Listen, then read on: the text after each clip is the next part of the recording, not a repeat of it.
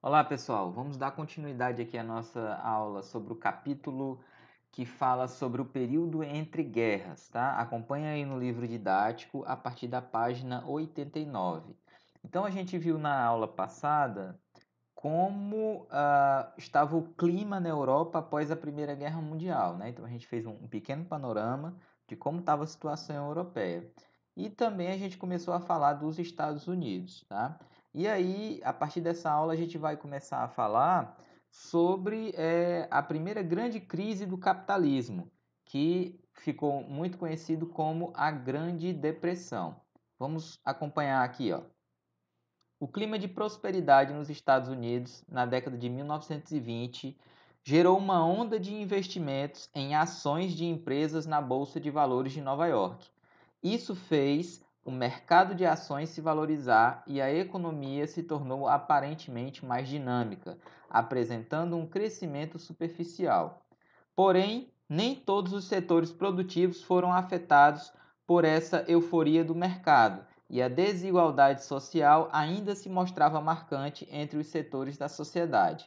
Então, aqui ele vai te falar como se deu início esse processo da especulação financeira e de como nos Estados Unidos e também em outros locais do mundo vai começar esse processo de se dividir empresas em ações e colocar elas para ser vendida na bolsa de valores, tá? Por isso, os economistas afirmam que não houve um crescimento real da economia estadunidense. Nessa época, isso aconteceu principalmente porque os consumidores procuravam manter um nível de vida mais alto que a realidade econômica permitia, contraindo empréstimos e garantidos por hipotecas.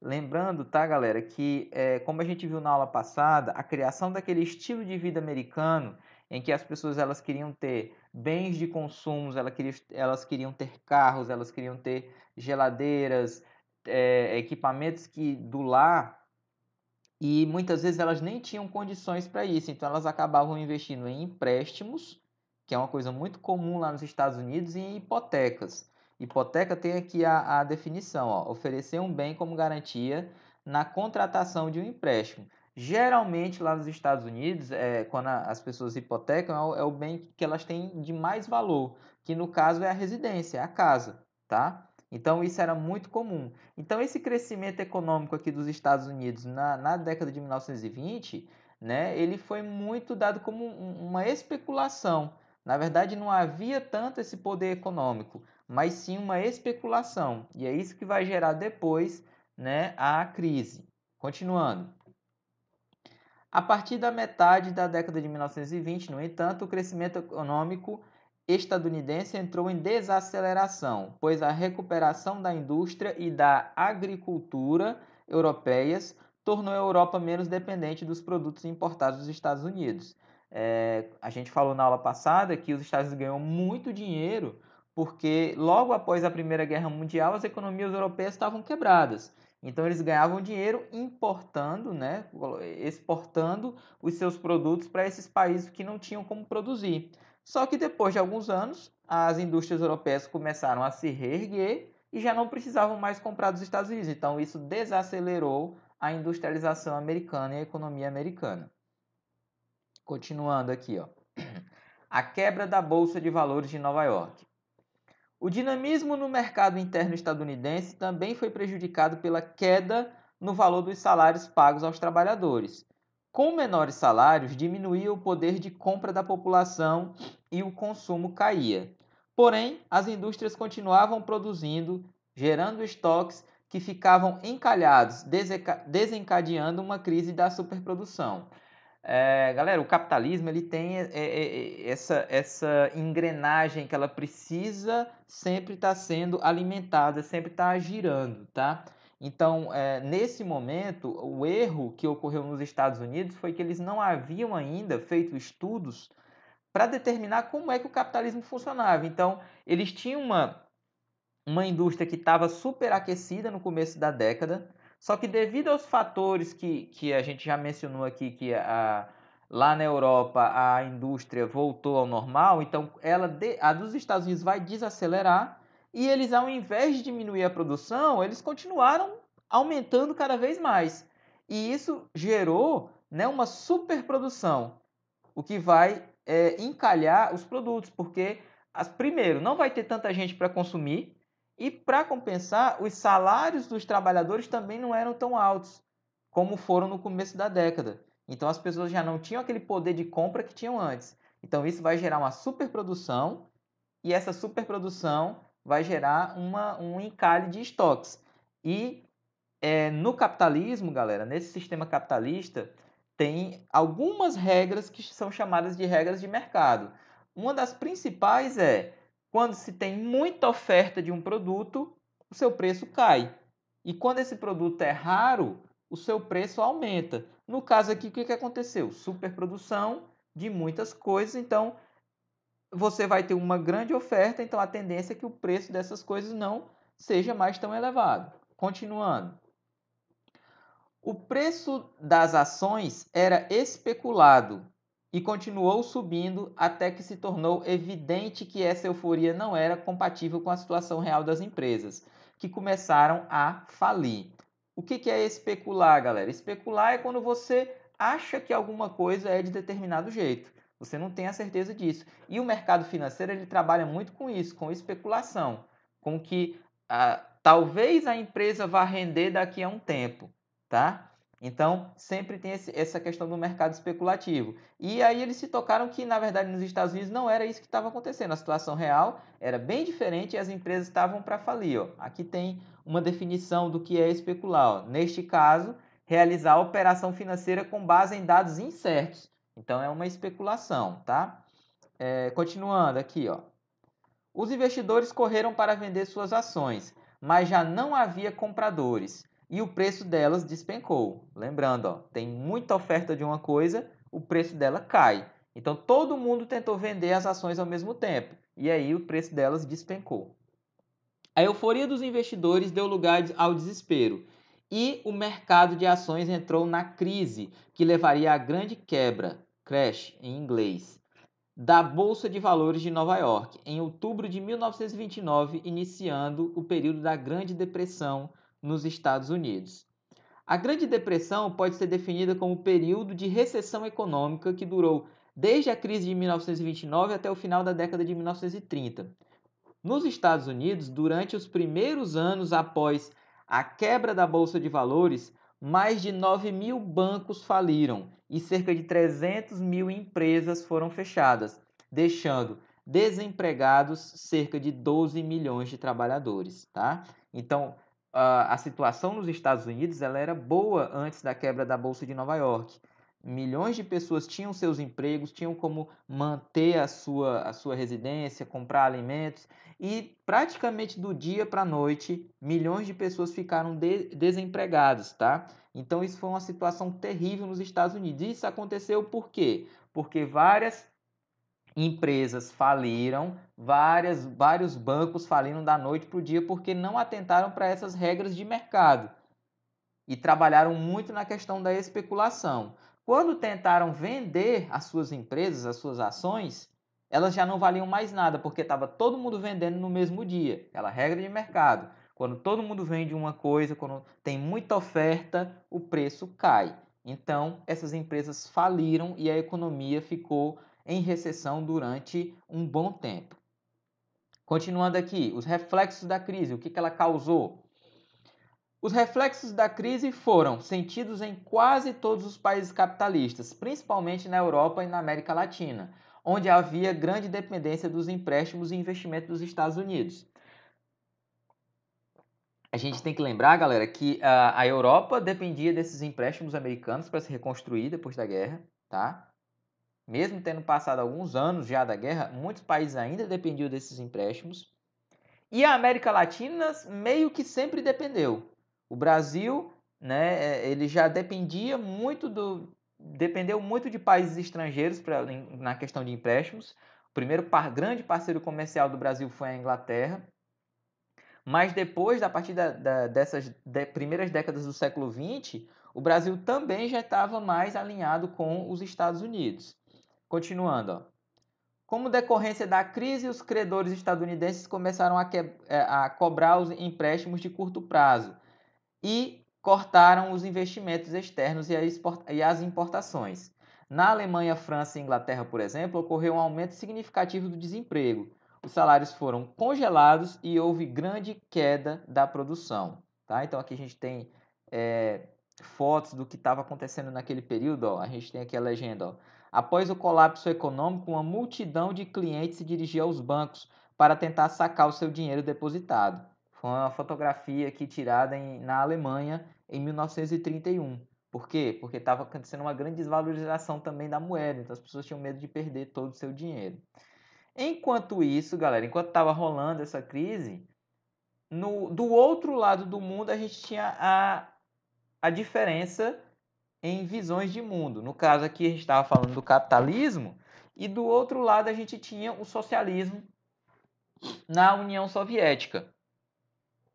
Lembrando que a gente viu nos capítulos anteriores que a União Soviética ela passou por uma revolução e se tornou um país socialista. Então lá eles não utilizavam o capitalismo, utilizavam o socialismo, que era uma outra forma de organização da sociedade. Vamos ler aqui como é que estava a situação lá. Enquanto os países capitalistas atravessavam um período de dificuldades decorrentes da Grande Depressão, a União Soviética procurava atingir as metas estabelecidas pelos planos quinquenais. Esses planos, lançados pelo governo soviético na década de 1920, estipularam metas de desenvolvimento em setores considerados prioritários, como a produção de energia elétrica, máquinas pesadas e armamentos, além da mecanização da agricultura. Basicamente, galera, esses planos aqui, eles tinham a intenção de elevar a economia da União Soviética, investindo na questão da indústria de base, ó. Energia elétrica, máquinas pesadas e também, como eles tinham medo de que países capitalistas tentassem uma contra-reforma lá, tentassem invadir para acabar com o socialismo naquela região, eles também investiram muito em armamentos, que é o que a gente vai ver nos próximos capítulos sobre a Guerra Fria. Continuando.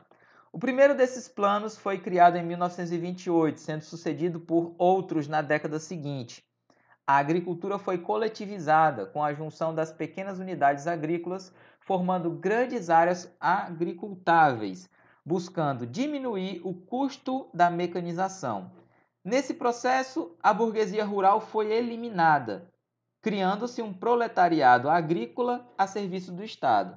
Então, lá na União Soviética, eles investiram na agricultura, tá? E eles também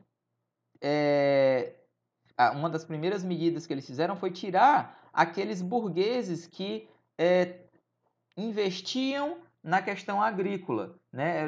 Que é o burguês, é o grande empresário, e fizeram com que apenas os pequenos produtores ficassem naquela região, mas formando uma grande comunidade coletivizada. Eram pequenos produtores, mas que iam produzir para o Estado.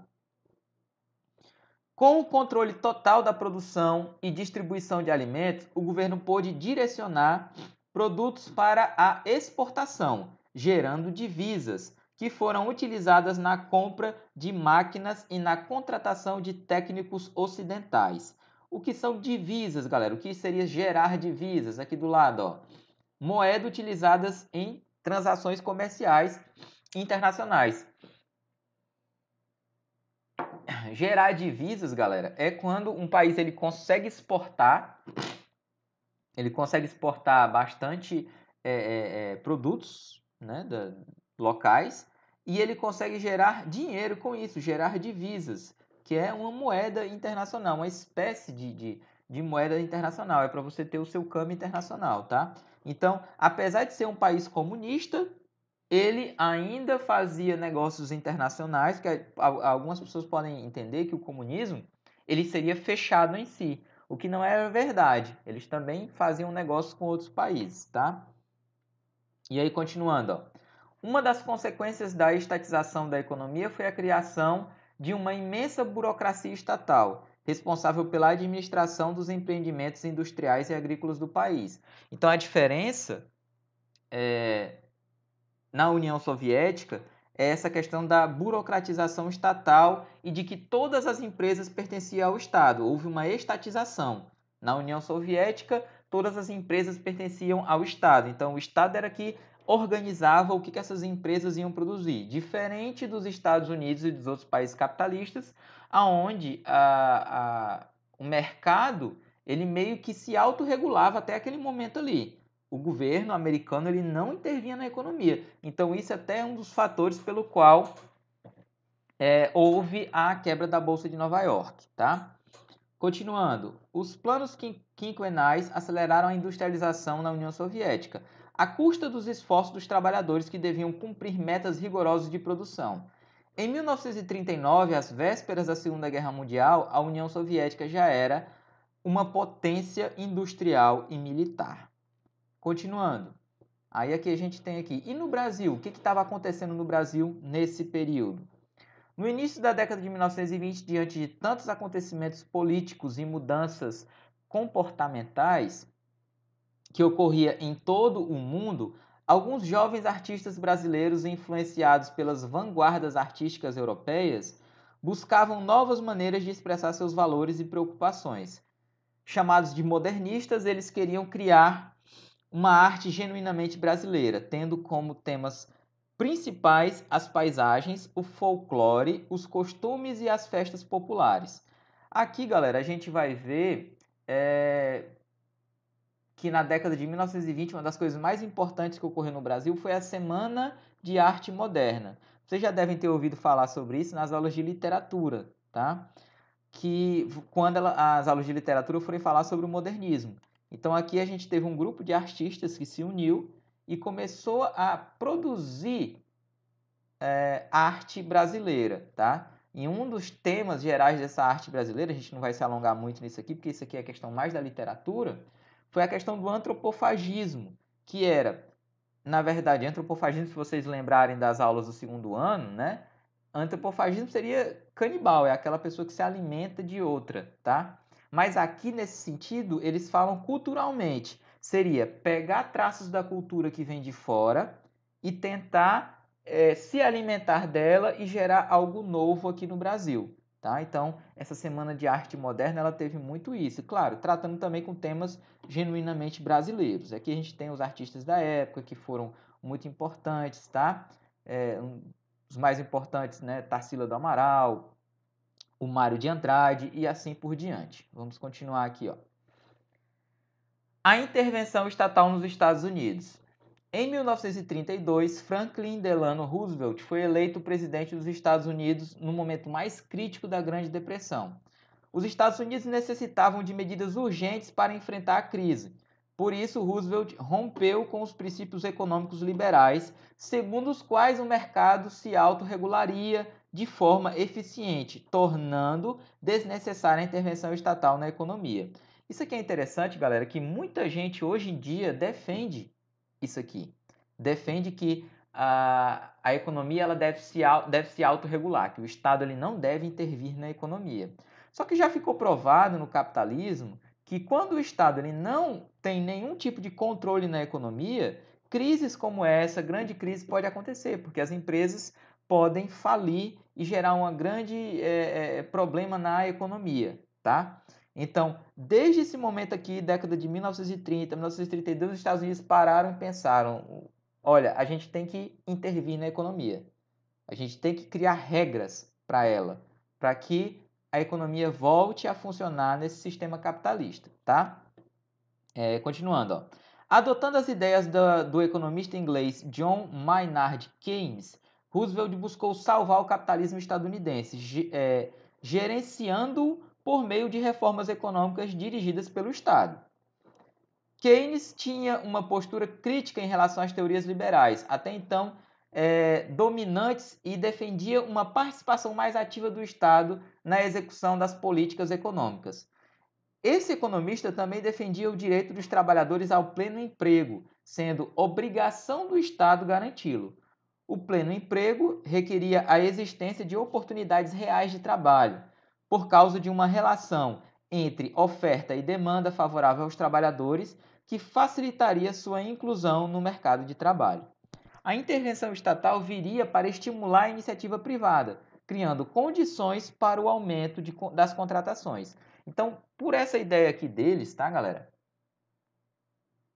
Eles sabiam que o Estado ele deveria intervir para criar condições de trabalho para as pessoas, para que se essas pessoas trabalhando, elas podiam gerar renda e voltassem a consumir os produtos das indústrias. E aí fazer a roda do capitalismo girar de novo. Aí a gente chega aqui, galera, no New Deal, que foi o programa que foi feito pelos Estados Unidos e que conseguiu por fim a essa depressão econômica de anos nos Estados Unidos. Vamos acompanhar. Ó. O programa de reformas lançado por Roosevelt ficou conhecido como New Deal, que em inglês significa novo acordo. O plano consistia em grandes investimentos pelo governo em obras públicas, usinas hidrelétricas, pontes e estradas, com a finalidade de reduzir o desemprego que assolava o país. O governo também promoveu o financiamento da produção agrícola e industrial, ajudando os produtores rurais que haviam hipotecado suas propriedades e os industriais que não tinham como saldar suas dívidas. Continuando, ó.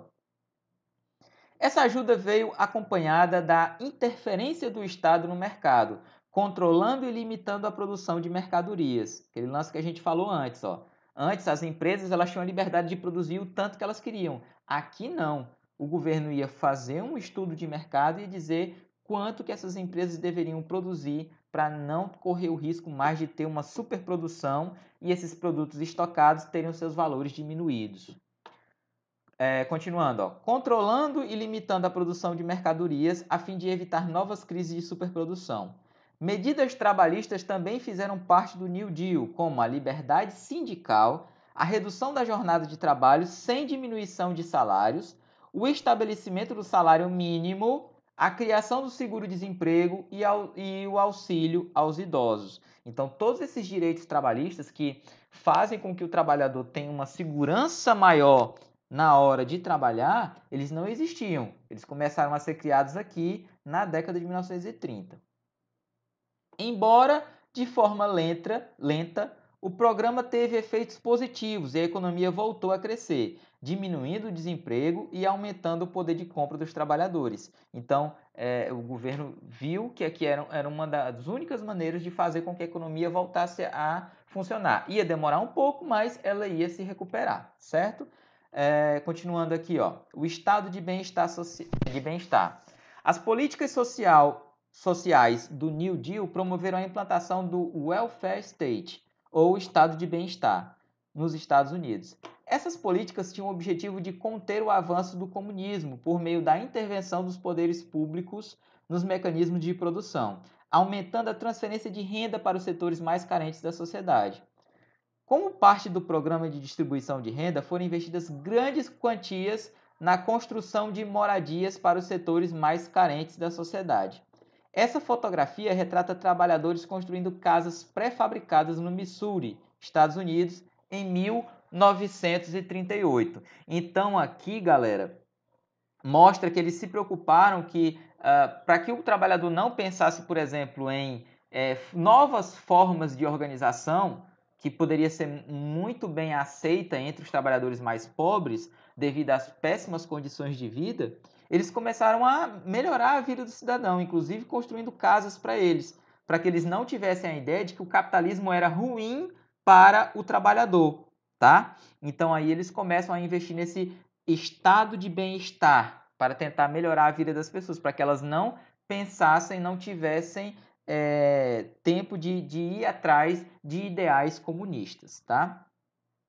Continuando, galera, nesse período também vão surgir os chamados regimes totalitários na Europa. Foram regimes que eram regimes capitalistas, tá? Se alguém vier com uma história de tentar passar a ideia para vocês de que os regimes totalitários, que no caso era o fascismo e depois fascismo na Itália e nazismo na Alemanha, eram regimes de esquerda, isso está completamente errado, não tem nenhuma base histórica científica, são pessoas mal intencionadas que tentam mudar a história, principalmente esses chamados youtubers que acham que não tem nenhum tipo de formação acadêmica em história, sociologia, ou o que quer que seja, e querem ficar disseminando ódio na internet, tá?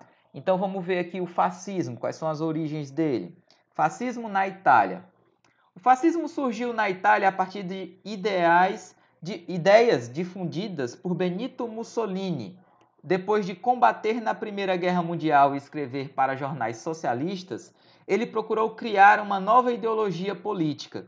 De acordo com essa ideologia chamada fascismo, a solução para os problemas sociais dos países desestruturados após a guerra seria a adoção de alguns princípios básicos, como o nacionalismo, com tendências ao racismo e à xenofobia, que seria a repulsa a tudo que é estrangeiro, a militarização, com um governo autoritário e expansionista, e o corporativismo, sistema em que os sindicatos de trabalhadores são substituídos por corporações submetidas ao controle do Estado, das quais participam operários e patrões. Então a gente vê aqui, tá, que era um sistema que, primeiro, uma das primeiras características desses regimes totalitários era o nacionalismo exacerbado.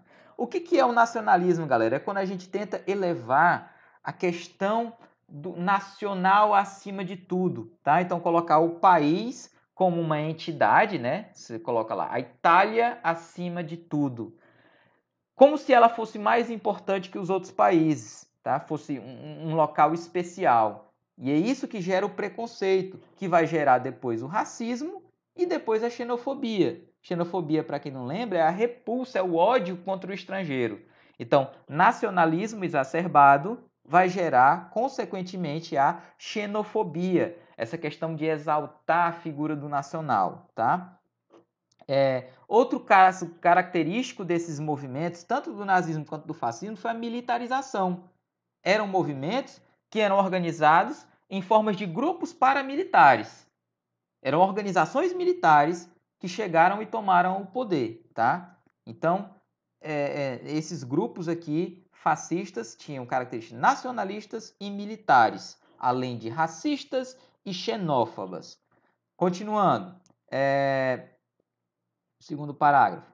Nessa situação de crise, a ideologia do fascismo conquistou muitos adeptos, atraindo desempregados, estudantes e a classe média, formada por funcionários públicos, profissionais liberais, militares e pequenos proprietários de terras, de fábricas e de estabelecimentos comerciais. Foi um regime que ele disseminou o seu ódio entre a sociedade, disseminou aquela visão de mundo, e ela acabou pegando muitas pessoas, entre funcionários públicos, militares, profissionais liberais. Essas ideias racistas, essas ideias do nacional, elas acabaram pegando essas pessoas que apoiaram sim o fascismo nesse início dele, tá?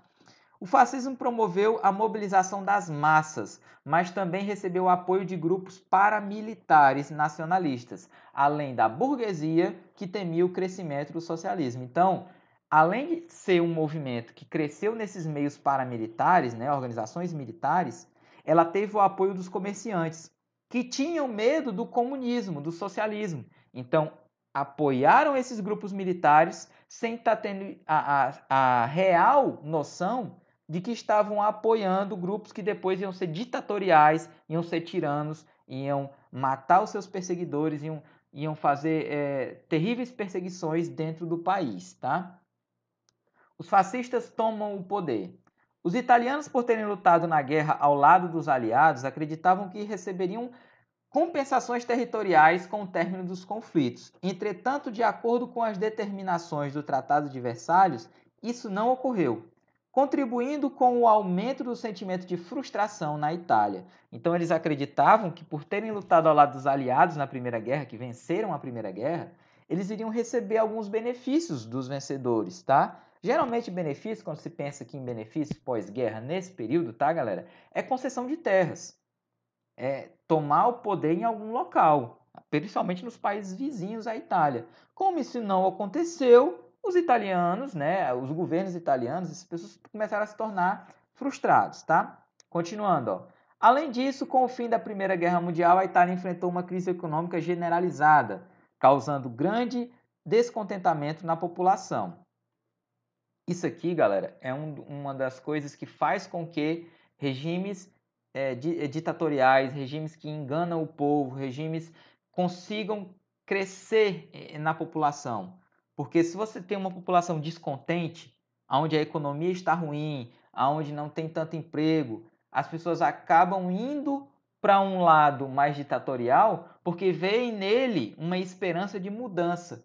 E nem, na maioria das vezes, elas nem entendem o que esses governos, o que esse pessoal ditatorial defende, mas vem ali pelo menos uma situação de mudança, tá? Isso é muito comum em todo o mundo, onde de regimes ditatoriais eles foram apoiados pela população de início. Continuando, ó. Aproveitando a insatisfação popular, em 1922, Mussolini, que era o líder do fascismo, organizou e liderou uma passeata fascista em Roma, denominada Marcha sobre Roma, que contou com a participação de milhares de pessoas. Após essa manifestação de poder, o rei italiano Vittorio Emanuele III concedeu o cargo de primeiro-ministro a Mussolini, que a partir de então aumentou a perseguição às pessoas contrárias às suas ideias. Notem aqui o que aconteceu através da força, essa força popular que o Mussolini conseguiu e dessa marcha que ele implementou em Roma, ele conseguiu com que o rei italiano na época nomeasse ele para primeiro-ministro. Então foi meio que uma nomeação na base da força. Não houve eleições, tá? Continuando. Ele adotou medidas centralizadoras, tornando-se ditador da Itália, com poderes ilimitados. Além disso, aboliu o poder legislativo e os demais partidos, concentrando o poder do Partido Fascista, além de substituir os sindicatos dos trabalhadores por corporações controladas pelo Estado. Então ele deu um jeito de controlar tudo. Ele acabou com o poder legislativo, tá? Poder legislativo, deputados, senadores, tá? Que são quem fazem as leis. Eu já expliquei isso várias vezes para vocês, galera. A maioria dos estados no mundo, eles são divididos em 3 poderes: executivo, legislativo e judiciário. Executivos são quem administra, quem executa as leis, que no caso são prefeitos, governadores, presidente. O legislativo são aqueles políticos que fazem as leis, que debatem para criar as leis. Deputados, senadores, vereadores, tá? E você tem o poder judiciário, que são os juízes, os magistrados que veem se tudo isso está funcionando corretamente. No caso aqui, ele acabou com o legislativo, porque aí ele começava a criar as leis, a impor as leis à força. Né? A gente tem que lembrar que movimentos assim estão acontecendo no Brasil agora. Nessas últimas manifestações políticas feitas em Brasília, vários manifestantes estão levando faixas pedindo com que o STF, que é o Poder Judiciário, e a Câmara, né, o Congresso, sejam eliminados. Ou seja, olha só, acabar com o Poder Legislativo e Judiciário, para que apenas o Executivo se torne ditatorial e funcione. Então, tem uma série de manifestações acontecendo no Brasil hoje em dia, de pessoas querendo esse tipo de coisa, que já se provou no mundo que é extremamente nocivo para a população, porque é ditatorial, porque persegue, porque mata, tortura as pessoas, tá? Continuando, aqui a gente tem uma foto do Mussolini na marcha sobre Roma. Na Alemanha vai surgir o nazismo, que é um regime parecido com o fascismo, mas com algumas diferenças. Vamos ver aqui, ó. No período final da Primeira Guerra Mundial, a Alemanha passava por grande instabilidade política e econômica.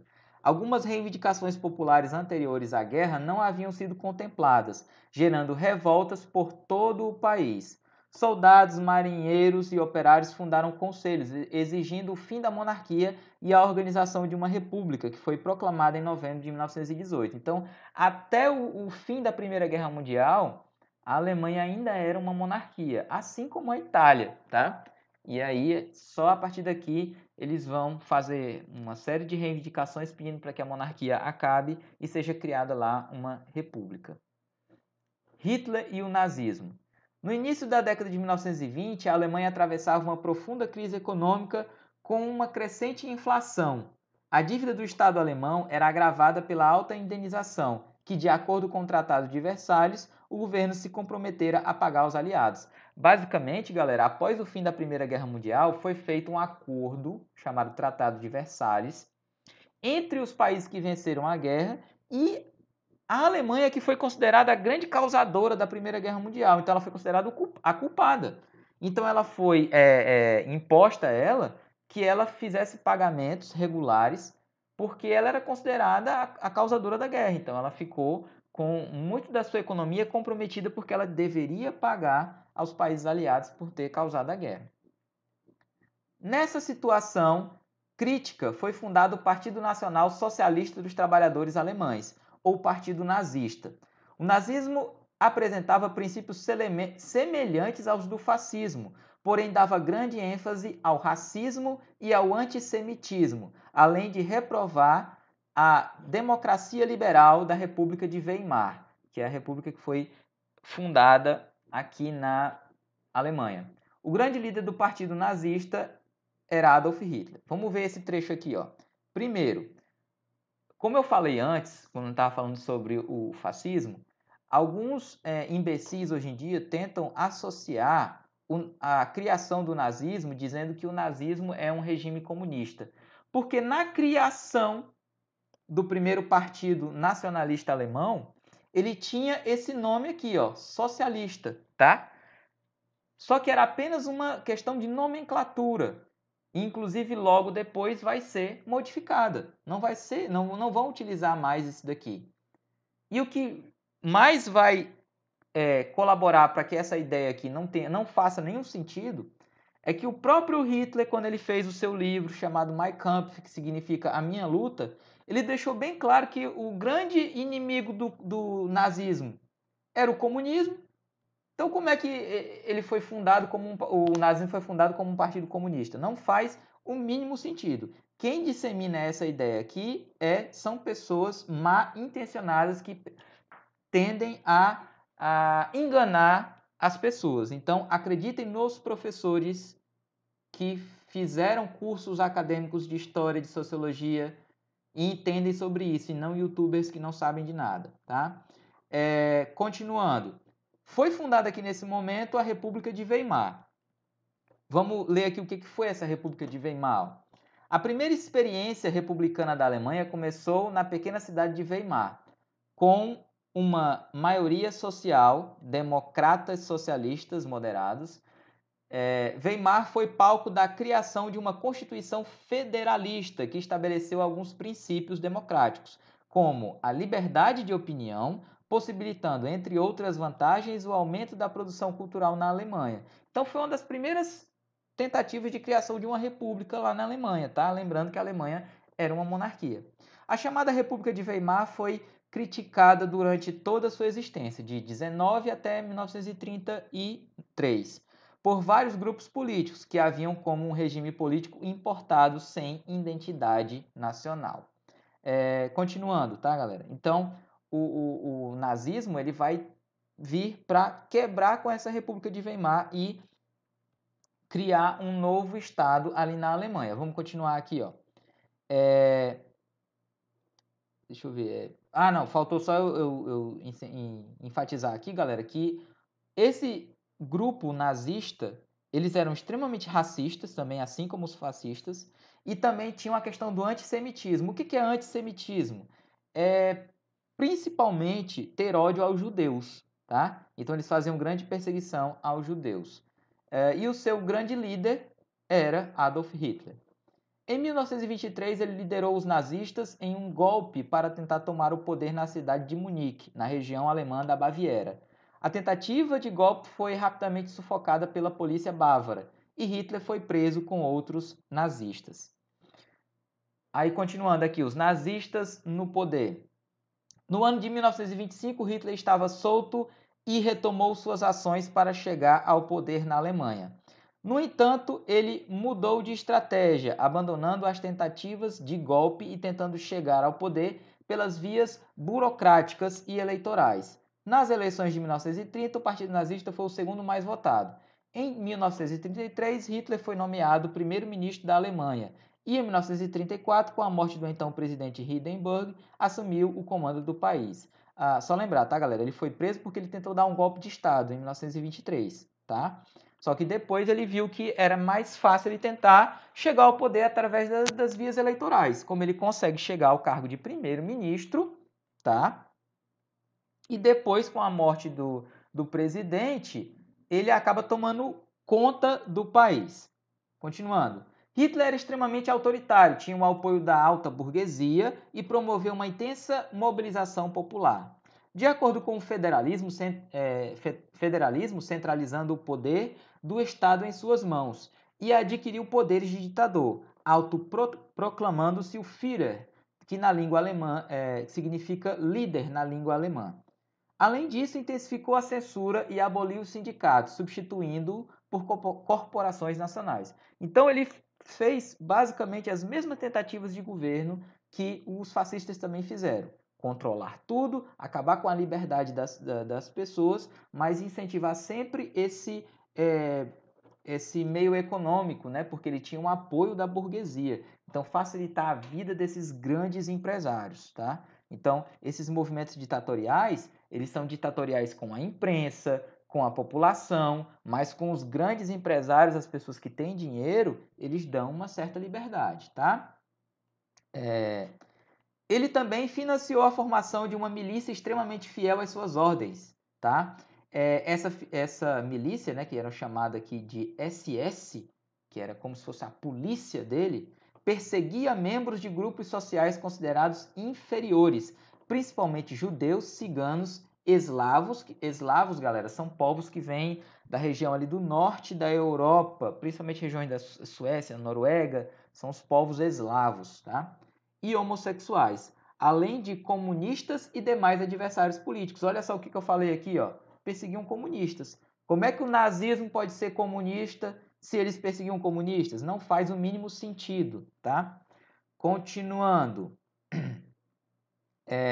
Galera, esse período chamado período entre guerras, ele ficou marcado por essas coisas que a gente viu aqui, tá? Primeiro, desesperança na Europa. Depois, euforia americana, só que depois vai ser seguido de uma grande crise econômica e depois o surgimento de regimes totalitários na Itália e na Alemanha, tá? Esse período ele vai ser marcado por essas coisas, que é o período exatamente entre a Primeira e a Segunda Guerra Mundial. Ele termina justamente aqui nessa parte do conteúdo, por quê? Porque é aqui que esses regimes totalitários vão se elevar ao poder, vão ganhar muita força na Europa e o final do período entre guerras é justamente em 1938, começo de 39, quando Hitler vai declarar, vai invadir a Polônia e a Inglaterra e a França vão declarar guerra a ele logo depois, tá? Então é esse que é o chamado período entre guerras, o que acontece entre a Primeira e a Segunda Guerra Mundial, tá? Então a gente deu uma analisada aqui no capítulo do livro, tá, galera? Eu quero que vocês leiam em casa, acompanhem aqui a nossa aula, que a gente faz exatamente como a gente faz em sala de aula, a gente acompanha o livro, a gente interpreta ele, tá? E aí na próxima aula a gente já começa um novo conteúdo. Prestem atenção lá no Google Class, porque eu vou colocar algumas atividades, tá? Para a gente firmar esse conteúdo aqui, tá certo? Então, tchau, pessoal, e até a próxima aula.